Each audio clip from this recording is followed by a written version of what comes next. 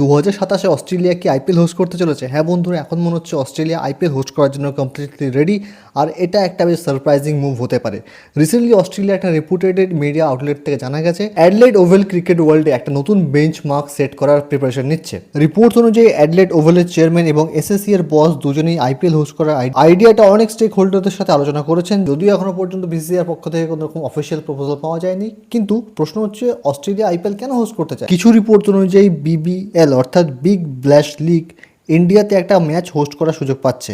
শোনা যাচ্ছিল যে বিবিএল এর আপকামিং ম্যাচটি চেন্নাইতে হতে পারে, তবে অফিসিয়াল বোর্ডের পক্ষ থেকে এখনো পর্যন্ত কোনো অফিসিয়াল স্টেটমেন্ট আসেনি। ঠিক একইভাবে অ্যাডলেড ওভেল একটি আইপিএল ম্যাচ হোস্ট করার প্ল্যান করছে, যাতে করে এই ভেন্যু আরও বেশি লাইমলাইট পায়। গুরুত্বপূর্ণ বিষয়টা জানিয়ে দিই, অস্ট্রেলিয়া পুরো টুর্নামেন্ট হোস্ট করবে না, তবে তারা একটা দুটো ম্যাচ ফুল ফ্লেজ হোস্ট করতে পারে।